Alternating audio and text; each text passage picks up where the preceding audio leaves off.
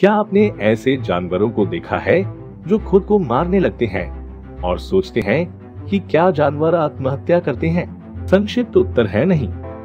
यह आत्महत्या नहीं है तो फिर क्या है? इलस्ट्रेटेड लंदन न्यूज ने 1845 में एक कुत्ते के बारे में एक कहानी दिखाई जिसने कथित तौर पर खुद को एक नदी में फेंक दिया था। उसने न केवल खुद को पानी में फेंक दिया बल्कि उसके पैर पूरी तरह से स्थिर थे, जो बहुत ही असामान्य है। कहानी अजनबी हो जाती है।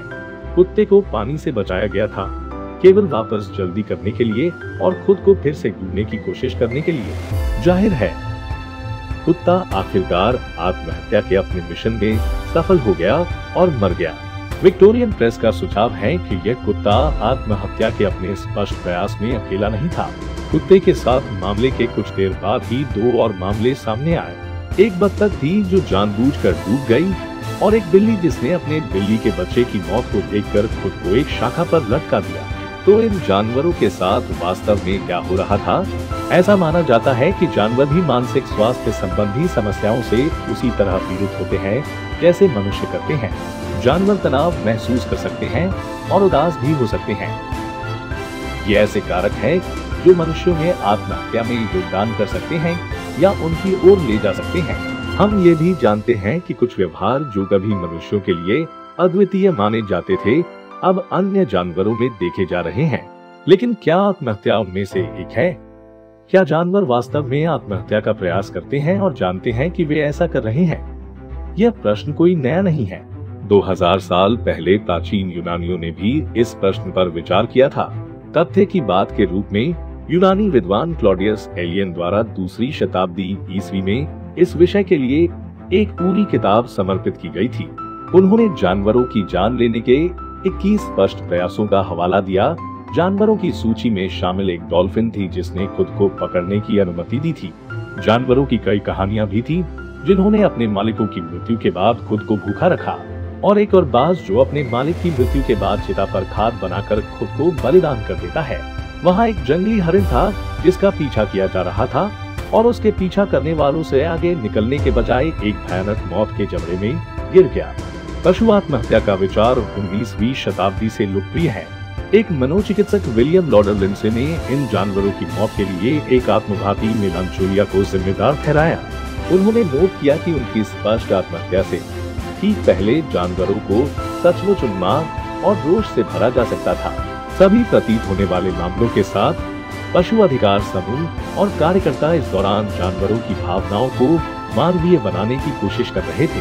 वे दिखाना चाहते थे कि जानवर उसी तरह के इरादे और आत्म प्रतिबिंब साझा कर सकते हैं जो मनुष्यों के पास है। 1875 के RSPCA जर्नल में कवर पर छवि एक हरिण की मौत के लिए कूद रही थी। 20वीं शताब्दी में चिकित्सा के क्षेत्र में प्रगति ने दिखाया कि मानव आत्महत्या का एक नैदानिक पक्ष है, और जैसे जैसे ये सामने आया, यह विचार कि जानवर आत्मघाती हो सकते हैं कम हो गए। फिर नया ध्यान आत्महत्या पर केंद्रित हो गया जो बड़ी आबादी को प्रभावित कर रहा था, और आत्महत्या एक सामाजिक बीमारी बन रही थी। लिमिंग्स के उदाहरण हैं जो चट्टानों से सीधे मार्च करते हैं और बड़े पैमाने पर व्हेल स्ट्रैंडिंग की घटना होती है। ऐसा माना जाता है कि पशु अधिकार गतिविधियां इस बात का जवाब देने की कोशिश नहीं कर रही थी कि जानवर आत्महत्या का प्रयास कर रहे थे या नहीं, बल्कि इसका उद्देश्य मानव आत्महत्या के प्रति बदले हुए दृष्टिकोण को प्रकट करना और जानवरों के बारे में कहानियों में इसे प्रतिबिंबित करना था। हालांकि एक और शोधकर्ता था जो इस सवाल का सीधा जवाब देना चाहता था। यह एंटोनियो प्रीति था। प्रीति इटली के कैग्लियारी विश्वविद्यालय में मनोचिकित्सक थी। उन्होंने कई उदाहरणों को देखा जो 40 वर्षों में प्रकाशित हुए थे, जिसमें 1000 से अधिक अध्ययन शामिल थे, जिनमें जानवरों के जानबूझकर जंगली में आत्महत्या करने का कोई सबूत नहीं है। शोधकर्ता अब इस बात से अवगत हैं कि नींबू पानी की सामूहिक मृत्यु जैसे उदाहरण एक ही समय में प्रवास करने वाले जीवों की घनी आबादी का परिणाम है। उन्होंने ये भी पाया कि जिन मामलों में पालतू जानवरों की मृत्यु उनके स्वामी की मृत्यु के बाद हुई, वे सामाजिक जीवन के विघटन का परिणाम थे। इस मामले में जानवर मरने का एक सचेत निर्णय नहीं लेते हैं, लेकिन वे किसी अन्य व्यक्ति से भोजन स्वीकार नहीं करेंगे क्योंकि वे अपने मालिक की देखभाल करने के आदी हैं। नतीजतन वे मर जाते हैं। ये सोचना कि ये जानवर आत्महत्या से मरते हैं मामले की हमारी मानवीय व्याख्या का एक प्रक्षेपण मात्र है। सच्चाई ये है कि तनाव जानवरों के व्यवहार को इस हद तक बदल सकता है कि यह उनके अपने जीवन को खतरे में डाल सकता है। सीवर्ड पार्क में लिया गया एक वीडियो वायरल हो गया जब एक जंगली ओरका एक टैंक के किनारे लगभग 10 मिनट तक खुद को पीटता हुआ दिखाई दिया।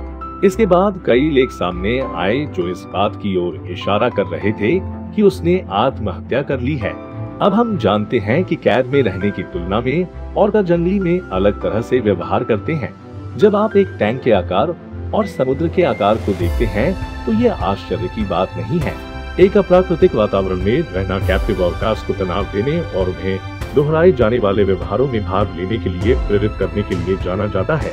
इन व्यवहारों में उनके दांत पीसना और उनके टैंकों के किनारों को रगड़ना शामिल हो सकता है। क्या जानवर आत्महत्या की योजना बना सकते हैं?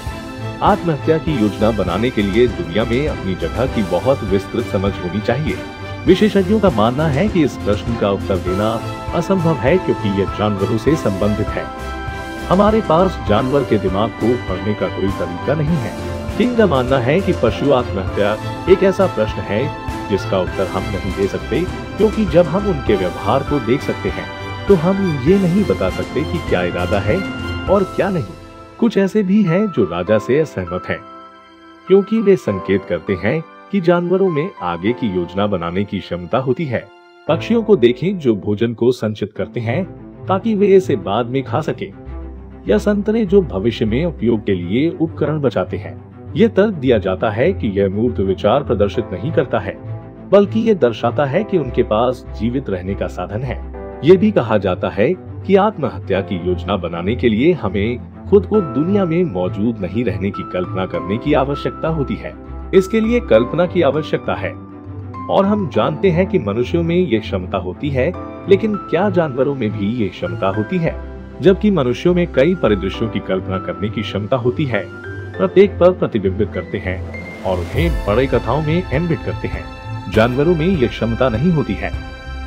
जब हम अपनी क्षमताओं की तुलना जानवरों की क्षमताओं से करते हैं तो कुछ मूलभूत अंतर और भेद होते हैं।